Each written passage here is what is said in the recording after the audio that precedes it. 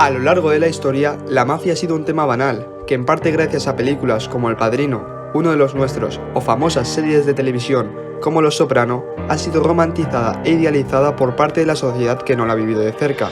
Pero eso queda muy lejos de la realidad. La mafia es sinónimo de dolor y, como veremos en el vídeo de hoy, las personas que han pertenecido y pertenecen a estos grupos quedan muy lejos de ser esos personajes épicos que se nos ofrecen en la gran pantalla. Me encuentro en Palermo, la sexta ciudad más grande de toda Italia y la más importante de Sicilia. En este vídeo voy a explicaros la historia de la mafia italiana, su modo operandi, los daños causados, su influencia en la actualidad y cómo fue detenido en enero del 2023 Matteo Messina Denaro, que fue el último gran jefe de la mafia siciliana y que estuvo desde el año 1993 entre los 10 fugitivos más buscados por el FBI. Aunque existen diversas mafias por todo el mundo, debo deciros que el concepto de mafia nació aquí, en Sicilia, con la Cosa Nostra. Pero es un tema muy complejo y ya solo centrándonos en Italia, debo comentaros que no existe solo una mafia. Aunque existe la creencia general de que la mafia en Italia es algo del pasado, lo cierto es que incluso en la actualidad se considera la primera fuerza empresarial del país, moviendo recursos por valor del 7% total del PIB cada año y facturando alrededor de 100 millones de euros, superando el PIB de países como Uruguay, Croacia o Eslovenia. Hoy en día existen 5 grandes mafias en Italia: la Cosa Nostra en Sicilia, Camorra en Campania, 'Ndrangheta en Calabria, Sacra Corona Unita en Apulia y Anonima Secresti en Cerdeña. En la actualidad la 'Ndrangheta es considerada la mafia más rica y poderosa del mundo, pero en el vídeo de hoy yo voy a centrarme en la Cosa Nostra, que es la mafia más importante históricamente hablando, la más reconocida a nivel mundial y la que en la actualidad se encuentra sin líder. The mafia controls the votes. The mafia is able to convince the people to vote for specific candidates. Para entender la importancia histórica de la Cosa Nostra, tenemos que adentrarnos en los orígenes. Unos orígenes algo difusos que datan de principios del siglo XIX. Se cree que el nacimiento de la mafia proviene de dos grupos sociales. Por un lado, la clase social de los Massari, que hoy en día los consideraríamos algo así como los granjeros, y por el otro, la clase social de los Gambelotti, que administraban las tierras de la nobleza italiana. Ahora después volveré a hablaros de la importancia sobre todo de los Gambelotti, pero la pregunta que debemos hacernos es: ¿por qué la mafia se creó en Sicilia y no en otra parte del mundo? Se han realizado numerosos estudios al respecto, y la teoría que más fuerza tiene es que durante más de 2000 años la sociedad siciliana ha soportado la tiranía de conquistadores extranjeros. Desde la antigüedad y hasta mediados del siglo XIX, la isla fue invadida y agredida por fenicios, etruscos, griegos, cartagineses, romanos, bizantinos, normandos, españoles, franceses, austriacos y hasta propios ejércitos italianos hostiles. Ante esas invasiones, la sociedad siciliana desarrolló una cultura de desprecio y sospecha de las autoridades gubernamentales, por lo que comenzó a creer en organizaciones que eran parientes de sangre y que se enfrentaban a los mismos peligros. Pero otro de los grandes motivos y un punto de inflexión es la unificación de Italia. Ya se estaban formando pequeños clanes por la isla desde principios del siglo XIX, y es que los Gambelotti ganaron mucho dinero cobrando rentas, protegiendo a los agricultores y además comenzaron a usurpar tierras estatales. Pero el verdadero desarrollo del crimen organizado en Sicilia ocurre después de la unificación de Italia. En el año 1861 se unifica definitivamente Italia, y el Estado italiano fue incapaz de ejercer el control directo sobre la isla. Fue entonces cuando estos clanes aprovecharon la situación y ocuparon el poder. Desde ese momento ya se puede empezar a hablar de mafia con total seguridad, puesto que con el pretexto de proteger a los agricultores y campesinos del gobierno feudal y la nobleza, los mafiosos obligaron a pagar intereses de arrendamiento y a guardar silencio si no querían salir mal parados. Es decir, comenzó la violencia y la extorsión para obtener pagos derivados de la protección y los impuestos. Sobre todo se hicieron fuertes en el noroeste de la isla, cerca de Palermo, que era donde se encontraba el poder. Cabe mencionar que entre los que colaboraron con los Gambelotti, que ya se podrían, como ya he dicho, ya se podrían considerar que eran la mafia, estaba la Iglesia Católica. Una Iglesia Católica que tenía miedo de que las ideas marxistas calaran en la isla y que a su vez vio la oportunidad de conseguir más tierras gracias a los métodos utilizados por los mafiosos. Por lo que cuando la unificación concedió a los hombres sicilianos el derecho a votar, los mafiosos ya tenían controlada la situación, y aunque hubieron excepciones, o ganaron ellos o ganaron personas o candidatos que les interesaba que vencieran.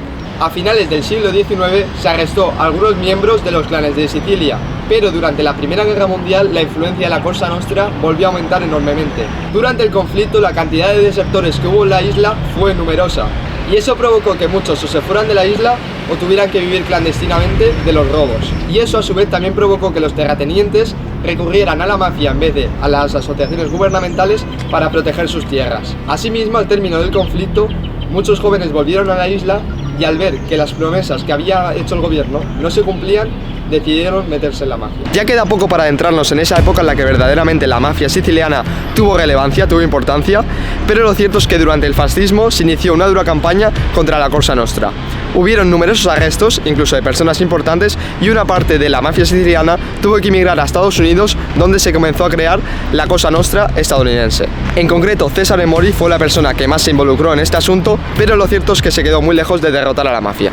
Del periodo de la Segunda Guerra Mundial existe la leyenda, que nunca ha sido confirmada al 100%, de que el mafioso estadounidense Lucky Luciano negoció con la Cosa Nostra el desembarco aliado en Sicilia en julio de 1943. Pero reitero que nada ha sido confirmado.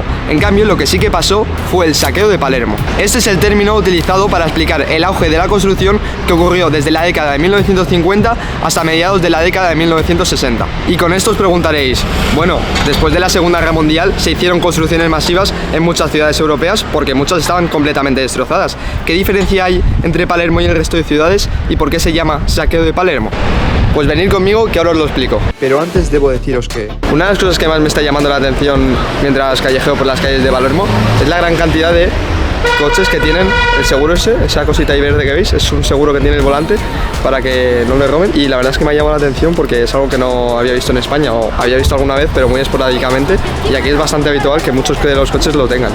Mirad lo que os decía, aquí ya me he encontrado con otro con seguro, este no tiene seguro, este tampoco, pero ese también tiene seguro. Pero volviendo de nuevo a la historia de la mafia, debo deciros que el porqué de que el término empleado sea saqueo es porque todas las construcciones fueron llevadas en gran medida por la Cosa Nostra, saltándose los permisos de construcción y violando las cláusulas de los proyectos. El conjunto de las construcciones provocaron la destrucción del Cinturón Verde y de las villas históricas para dar paso a bloques de apartamentos sin carácter y mal construidos. Desde mediados de los 50 la Cosa Nostra ya dominaba la ciudad como deseaba. Y es que aunque la justificación de estas construcciones fueron los bombardeos de la Segunda Guerra Mundial y que en 3 décadas la población de Palermo pasó de tener 500.000 habitantes a 800.000, lo cierto es que el clima de tensión y dominio ya estaba instaurado en la isla. Para entender el dominio de la mafia en esos años, voy a exponeros lo que sucedió. Primero, en el año 1956, 2 funcionarios relacionados con la mafia se instauran en el poder. Vito Ciancimino tomó el control de la Oficina de Obras Públicas de Palermo y desde el año 1958 Salvatore Lima es el alcalde de Palermo.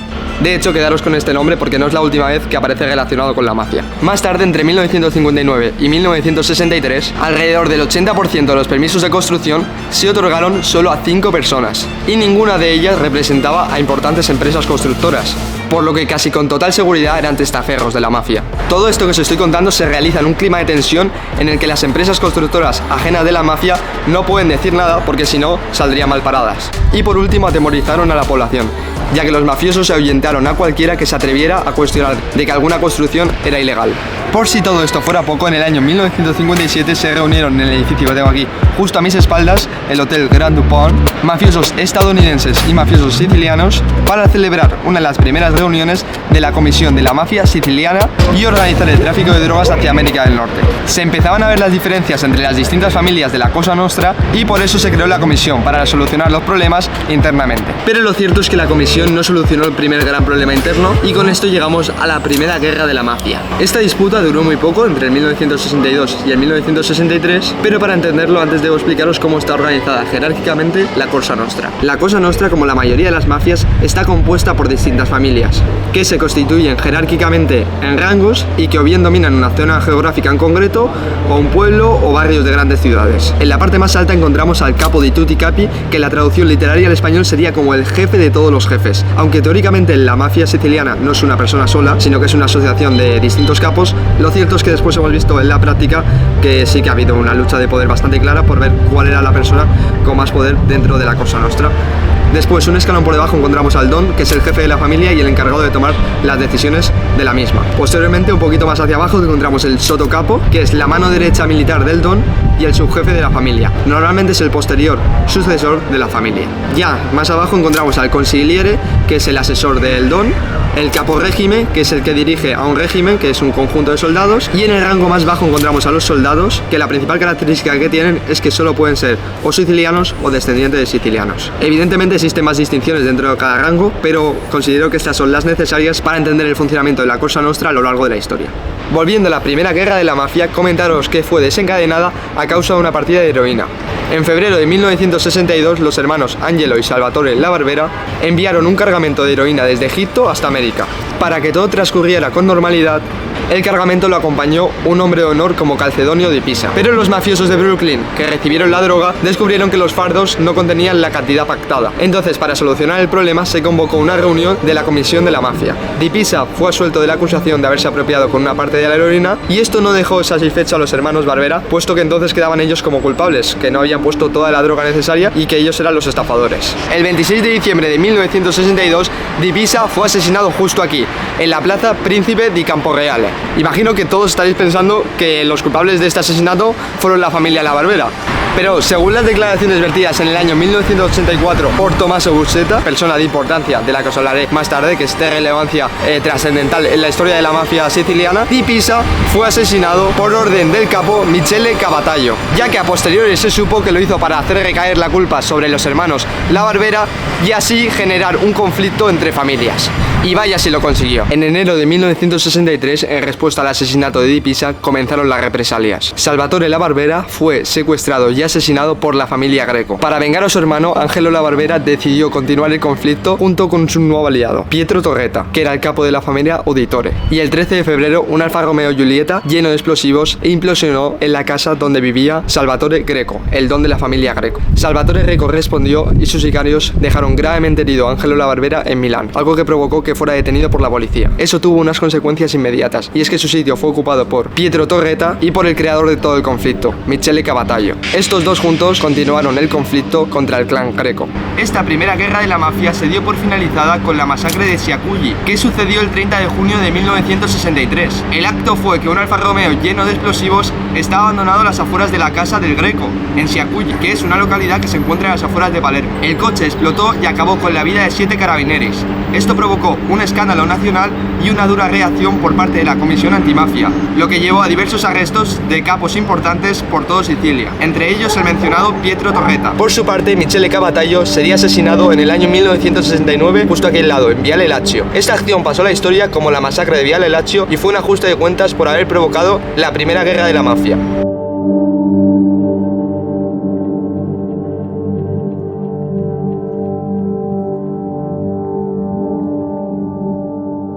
Y con la finalización de la primera guerra de la mafia y la entrada de la década de 1970, llegamos a los años más dolorosos y más recordados negativamente de la Cosa Nostra. Tras una década algo convulsa, a partir de 1970 el negocio del contrabando empieza a ser especialmente lucrativo para la mafia, y ya aparece por primera vez la familia más reconocida a nivel mundial de la Cosa Nostra, los Corleonesi. De la mano de Luciano Leggio, el don de los Corleonesi, la familia había crecido en poder y prestigio a lo largo de la década de los 60. Es por eso que a principios de los 70 la familia entra finalmente en la comisión de la mafia siciliana.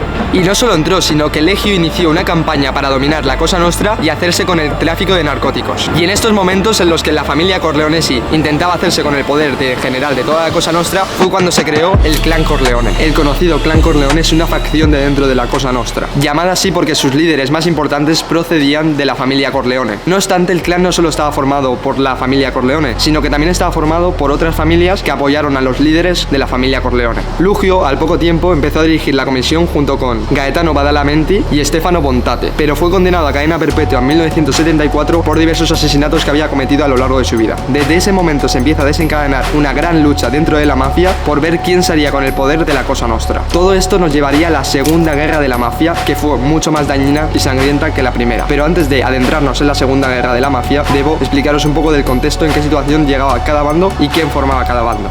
Por un lado aparece por primera vez el hombre más reconocido de la historia de la mafia siciliana, Salvatore Riina, y Bernardo Provenzano. Salvatore Riina asumió la jefatura de los Corleonesi y Provenzano fue su segundo. Son desde la entrada en prisión de Luciano Leggio las dos personas más importantes del clan Corleonesi. Y por el otro lado tenemos a los mencionados Gaetano Badalamenti y Stefano Bontate. Además a estos dos se le suma una tercera baza cuyo nombre es Salvatore Inzerillo. Los tres eran jefes de familias que vivían en Palermo y que estaban ganando mucho dinero con el tráfico de heroína porque tenían conexiones en Detroit y Brooklyn. Nunca quedó del todo claro cómo lo hizo, pero Rina consiguió echar a Badalamenti del gobierno de la comisión y consiguió además poner a uno de sus aliados, a Michele Greco. Además, con la llegada de Rina a ser don de los Corleonesis, se desató una guerra nunca antes vista contra el Estado y las instituciones de Palermo. Rina ordenó numerosos atentados contra fiscales, presidentes, periodistas a finales de la década de los 70. Además, también organizó los asesinatos de los jefes mafiosos de las localidades de Riesi y Catania. El clima de tensión era mucho mayor del vivido en los años 60. La Segunda Guerra de la Mafia dio comienzo el 23 de abril de 1981, cuando Stefano Bontate murió ametrallado. Incerillo fue asesinado semanas después y Gaetano Badalamenti seguramente también habría sido asesinado por el clan Corleonesi, de no ser porque huyó de Sicilia cuando lo echaron de la comisión. Entre 1981 y 1983 hubieron más de 600 asesinatos por parte de la mafia en Palermo, sin contar las personas desaparecidas. Como habréis podido prever, los claros ganadores de esta Segunda Guerra de la Mafia fueron los Corleonesi y sus aliados, y esto sobre todo tuvo dos razones. En primer lugar, el sigilo y secreto con el que se movían. Mientras que algunos mafiosos llevaban una vida relativamente pública bajo una fachada de respetabilidad, Rina, Provenzano y muchos de sus aliados pasaban desapercibidos. El motivo, además del conflicto en sí, es que llevaban desde la década de los 60 cometiendo asesinatos, y las autoridades también los buscaban. Y la otra gran razón por la que ganaron la guerra fue porque muchos jefes de otras familias se aliaron con el clan de los Corleonesi en secreto. Eso provocó que los Corleonesi supieran información confidencial de sus enemigos y pudieran atacarles. No hay una fecha en concreto en la que se diera por finalizada esta guerra, ya que el clan de los Corleonesi siguió asesinando a familias enemigas hasta finales de la década de los 80. Una frase define a la perfección este conflicto: los clanes ganadores y perdedores no existen porque los perdedores no existen. Los Corleonesi los mataron a todos. Pero es que además, con la llegada de la hegemonía del clan Corleonesi a la Cosa Nostra, esta guerra se unió al aumento desmedido de violencia contra el Estado que ya venía estando presente desde finales de la década anterior. Ante este aumento de violencia contra el Estado italiano, se creó el Grupo Antimafia. Este grupo, formado por un equipo de jueces, tenía el objetivo de frenar la violencia en Palermo que estaba siendo causada por la mafia. Esto evidentemente no gustó a la Cosa Nostra y solo un año después de su creación, en el año 1983, Rocco Chinnici, el magistrado fundador del Grupo Antimafia, murió asesinado justo aquí, en pleno centro, en la vía Giuseppe Pipitione Federico. Pero eso no sirvió para que el grupo desapareciera, y no solo eso, sino que además consiguieron arrestar a uno de los mafiosos más importantes, Tommaso Brusetta, un mafioso del que ya os había hablado anteriormente y que ahora tendrá un papel vital en la historia de la mafia, como veréis a continuación.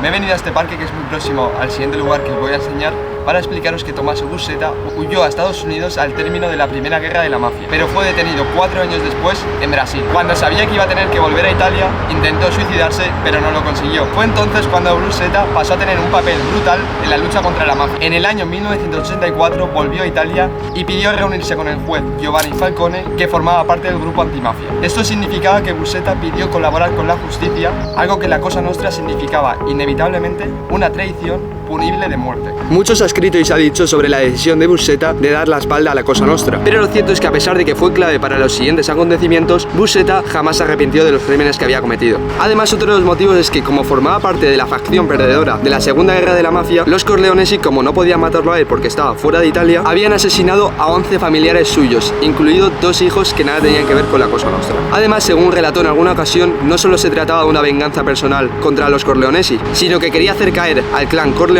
porque, según él, no representaba los valores de la Cosa Nostra. El valor de las revelaciones que hizo Brusetta es abismal, puesto que el desconocimiento que había en aquellos momentos sobre la mafia era sumamente notorio, no se conocía nada. Él le contó al juez Falcone cómo era el reglamento interno de la Cosa Nostra y le contó además quiénes habían cometido numerosos asesinatos relacionados con la mafia, quiénes habían sido los ejecutores. En definitiva, Brusetta rompió el silencio que había en aquellos momentos de la mafia, explicó en qué consistía la Cosa Nostra y cómo funcionaba. En septiembre de 1984, el juez Falcone decidió tomar medidas en relación con las palabras de Brusetta. Esta operación se conoció como el bombardeo de San Michele, causó un gran revuelo por toda Italia y eso provocó que otros mafiosos quisieran colaborar con la justicia. Pero también hubieron represalias por parte del clan Corleonesi. Solo un mes después, en octubre de 1984, en la Piazza Scarsa, 8 hombres murieron a tiros. Además, se produjeron numerosas emboscadas contra aquellos que habían querido colaborar con la justicia. Con esto, el clan Corleonesi quiso mandar un mensaje definitivo de que quienes no estuvieran en su bando iban a morir. Pero ahora ya no solo era una guerra entre familias familias, sino que era una guerra entre la mafia y la justicia. Y con esto llegamos al maxiproceso de Palermo. Este es el proceso contra la Cosa Nostra más importante de toda la historia. El proceso fue llevado principalmente por el mencionado juez Giovanni Falcone y el magistrado Paolo Borsellino. Por la peligrosidad que vivía Palermo en esos momentos, fueron trasladados a un parque nacional próximo a Cerdeña para preparar las 8.600 páginas en las que se basaría el proceso. Finalmente, 475 sospechosos fueron enviados a juicio, un número verdaderamente grande. De hecho, el juicio era de tal magnitud que ningún tribunal en Palermo podría haber acogido una audiencia con un número tan grande. Así que se tuvo que construir la sala búnker de la prisión Uziardone, que es justo la que tengo aquí a mi espalda. De hecho, escucharéis gritos de gente que está dentro de la cárcel. Hoy en día no se puede hacer ir al interior porque la cárcel está todavía en uso, pero se construyó en 6 meses, tiene forma octogonal y puede albergar a varios centenares de personas. El 10 de febrero de 1986, en una sala búnker que se encuentra justo por ahí detrás, se inició el masijuicio de Palermo con más de 300 acusados, más de 200 abogados defensores y más de 600 periodistas de todo el mundo. La magnitud del juicio era enorme. Para contaros todo lo que sucedió dentro del proceso, probablemente debería hacer otro vídeo. Así que a modo de resumen deciros que el 11 de noviembre de 1987, después de 349 audiencias, se retiró el tribunal para reflexionar acerca del fallo. Ese mismo día, el que era el jefe de la cúpula de la Cosa Nostra, Michele Greco, era un jefe de fachada porque realmente el capo di tutti capi en esos momentos ya era Salvatore Riina, pero para el juicio se presentó como que Michele Greco era el verdadero jefe de la Cosa Nostra, aunque reitero que realmente no era así. Pero bueno, volviendo ese mismo día, se acercò al micro y dijo esto que vais a ver a continuación. Io vi auguro la pace, signor Presidente. A tutti voi io auguro la pace. La serenità è la base fondamentale per giudicare. Una frase que significa a la perfección que si las cosas salían mal paradas después del maxiproceso de Palermo para la mafia, se desataría una guerra nunca antes vista. 35 días después, el presidente del tribunal, Giordano, leyó la parte resolutiva de la sentencia que daba por finalizada el maxiproceso. 346 condenados, 19 cadenas perpetuas y entre los culpables se dividieron 2.665 años de prisión. La sentencia fue considerada de manera unánime un golpe duro para la Cosa Nostra, ya que Michele Greco, Salvatore Riina y Bernardo Provenzano fueron condenados a cadena perpetua. Sin embargo, en la mafia y en sus círculos cercanos prevalecía cierto optimismo, y es que aunque en la primera instancia las sentencias fueron bastante duras, en las fases posteriores de apelación y sobre todo en el Tribunal de Casación se vio el poder de la Cosa Nostra en Palermo y se redujeron bastante las condenas. Como os decía, ese poder se vio sobre todo en el Tribunal de Casación, cuando el juez principal elegido fue Conrado Carnevale, que ya había sido favorable en otras ocasiones a la mafia. Pero es que no solo es eso, sino que las 18 personas que fueron absueltas en la primera sentencia fueron asesinadas por la mafia por deslealtad. Y los jefes principales del clan Corleone, que ya eran los jefes principales de la Cosa Nostra, Salvatore Riina y Bernardo Provenzano, a pesar de haber sido condenados a cadena perpetua, lograron escapar de la justicia y esconderse. Con esta situación llegamos al año 1992, probablemente, por las pruebas que hemos podido saber años más tarde, la época más convulsa entre la relación del Estado y la mafia. En estos momentos, Salvatore Riina llevaba una década siendo capo di tutti capi y tenía que demostrar el poder que podía causar después del maxiproceso de Palermo. Para ello, realizó reuniones con la cúpula de la Cosa Nostra para idear un plan de masacre. Ese plan de masacre se realizaría en los próximos años contra personas concretas que habían ido en contra de la mafia. Las represalias no tardaron en llegar. Primero, Matteo Messina Denaro, del que después os hablaré más en profundidad, intentó asesinar al juez Falcone y a un popular presentador de televisión que había ido en contra de la mafia. Y el 12 de marzo de 1992 se llevó a cabo el asesinato del exalcalde de Lima en vísperas de las elecciones políticas. Quizá Lima os sonará porque, como os he comentado antes, tuvo una fuerte relación con la Cosa Nostra durante el saqueo de Palermo entre los años 50 y 60. Pero el desinterés de Lima durante el maxiproceso de Palermo provocó la ira de Riina. De hecho, algunas de las principales víctimas de las masacres de 1992 y 1993 fueron políticos cercanos a la organización que no habían sabido defenderla durante el maxiproceso de Palermo. Y tras el asesinato del exalcalde de Lima, llegamos a los dos acontecimientos que supusieron un antes y un después en la lucha contra la Cosa Nostra. El juez Giovanni Falcone, que como os he comentado anteriormente, había sido uno de los principales artífices del maxiproceso de Palermo junto a Paolo Borsellino, sufrió el 23 de mayo de 1992 un ataque bomba en la autopista A29, a la altura de Capazzi, concretamente justo ahí detrás donde veis el Memoratium que hay hoy en día. Justo ahí sucedió uno de los ataques bombas más dañinos de toda la historia de Italia. La Cosa Nostra ya había intentado atacar a Falcone en numerosas ocasiones por su continua labor contra la organización criminal, pero esta vez sí lo consiguió y supuso un cambio de percepción brutal en la opinión pública sobre la mafia. Tal y como relata la periodista Bella Di Marco, la masacre de Capazzi supuso para nosotros, los sicilianos, una pérdida de la inocencia sobre la mafia. So my first memory of that day is myself and my family crying for that. Antes de continuar, debo comentaros que esto que veis en pantalla es, además del memorial que hay hoy en día, uno de los puntos más icónicos, desgraciadamente, del atentado Además, cabe destacar que hoy en día a este lugar se acercan muchas personas interesadas por la historia de la mafia y que rinden homenaje al juez Giovanni Falcone, que sin lugar a dudas la lucha de la mafia hubiera sido totalmente distinta sin él y marcó un antes y un después, no solo con su muerte, sino con la lucha en vida que dio. Pero cuando la situación ya parecía que no podía ser más trágica, semanas después de la masacre de Capaci, sucedió la masacre de Via Amelio justo aquí donde me encuentro. Esta vez el objetivo fue el magistrado Paolo Borsellino, que también había intentado ser asesinado en otras ocasiones y que el 19 de julio de 1992 fue asesinado por la Cosa Nostra. Las imágenes de aquel atentado son estremecedoras y de nuevo marcaron un antes y un después en la lucha contra la mafia siciliana.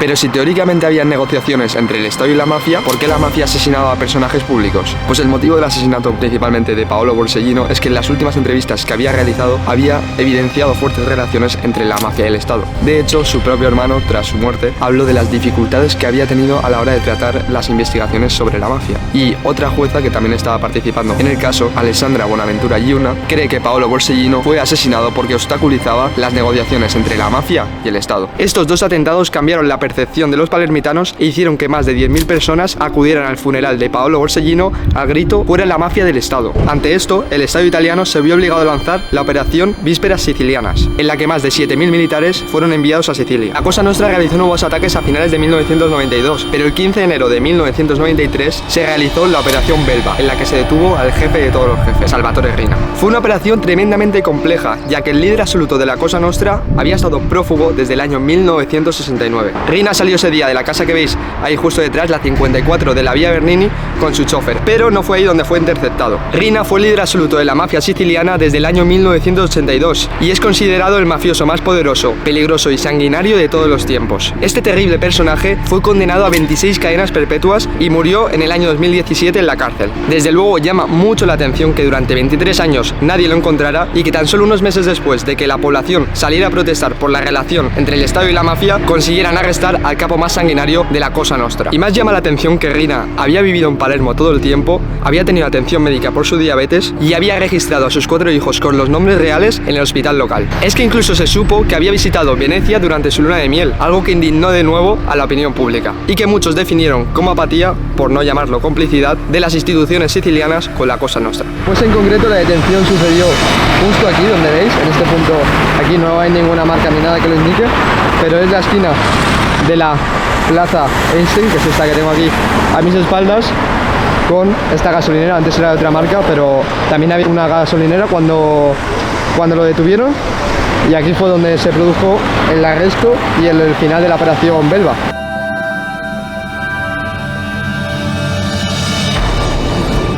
¿Y ahora qué? Con el arresto de Salvatore Riina quedaba un vacío de poder en la cúpula de la Cosa Nostra, que rápidamente fue ocupado por el que había sido su segundo en el clan Corleonesi, Bernardo Provenzano. A pesar de que Provenzano había sido igual de sangriento que Riina, con su llegada al poder tuvo que mediar entre los que querían continuar con la masacre del Estado y los que quería que se acabaran. Finalmente logró poner como condición que los ataques se produjeran fuera de Sicilia, y eso provocó que la Cosa Nostra atacara ciudades como Roma, Florencia o Milán. De hecho, la mafia siciliana ya había amenazado en años anteriores con atentar lugares tan emblemáticos como la Torre de Pisa, las Galerías Uffizi en Florencia o diversas iglesias en Roma. Leoluca Bagarella, que había sido uno de los autores de la masacre de Capaci, le había comenzado a disputar el poder a Provenzano, pero en el año 1995 fue detenido y ya no quedaba ninguna duda acerca de quién tenía el poder en la Cosa Nostra. Por lo que se inició la llamada estrategia de inmersión, que pretendía invisibilizar a la Cosa Nostra después de los atentados de 1992 y 1993. Esta estrategia se llevó a cabo porque tras la detención de Riina, la Cosa Nostra estaba muy debilitada y tuvo que ceder la mayor parte del tráfico ilegal de drogas a la mafia más importante de Italia en estos momentos, la 'Ndrangheta de Calabria. Los años en los que Provenzano fue capo di tutti capi nada tuvieron que ver con lo de Salvatore Riina. La pérdida de poder de la Cosa Nostra hizo que se redujera la importancia y el número de atentados. Finalmente, Bernardo Provenzano, ya con una salud muy debilitada, fue detenido el 11 de abril de 2006 en la localidad de Corleone tras 43 años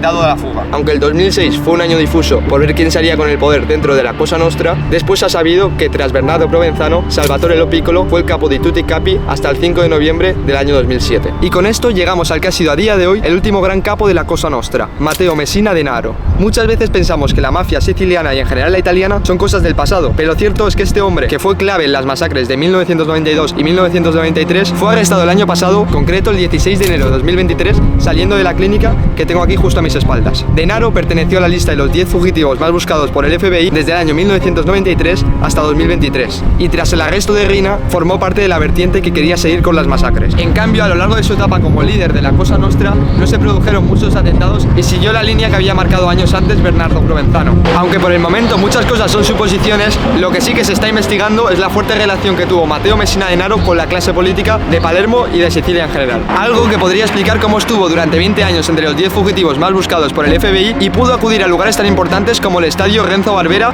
que es el que tengo aquí a mis espaldas, en el partido del Palermo contra la Sampdoria del año 2010. De hecho, según el colaborador de la justicia Vincenzo Sinacori y el senador Vincenzo Garraffa, en el año 1994 Matteo Messina Denaro tomó medidas para que votaran a Antonio Dalí. Posteriormente, Dalí fue nombrado subsecretario de Estado en el Ministerio del Interior durante el segundo y el tercer gobierno de Berlusconi hasta el año 2006.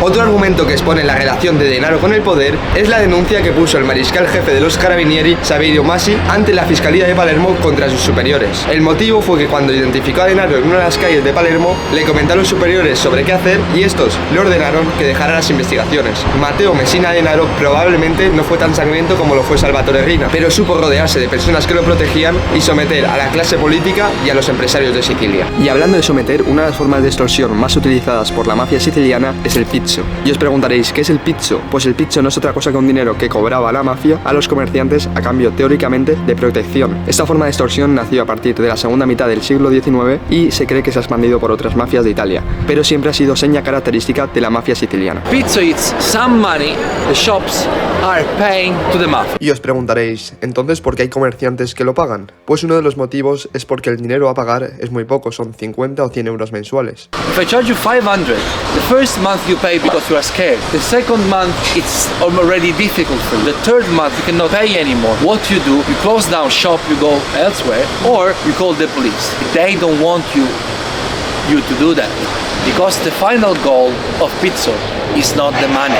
They charge this money to get other things, to get control, to get power. They need to establish a connection with you so they know if they can trust you. They know if you are scared of them or not. If you are scared and you pay, they know they can do everything they want in this area. But what happens if you say, go away, I don't want to pay, I don't trust you, blah, blah. The mafia is gonna do something, convince him into pay, to scare him into pay. Like they can put your shop on fire, they can kidnap and kill your dogs, send you bullets, and then you say, you know, I'm cool because I don't pay 50 euros every month. Yes, but then I need to pay to fix my shop, to fix my car, to live in fear. For what? For 50 euros every month. Doesn't make any sense. A lot of people were paying because the amount of money was reasonable, and the consequences you need to face if you say no are too big. Pero la verdadera pregunta es, ¿hoy en día los comerciantes de Palermo y de otras partes de Sicilia siguen pagando pizzo? En la actualidad sí se sigue pagando el pizzo en Palermo, pero existen asociaciones como Dio Pizzo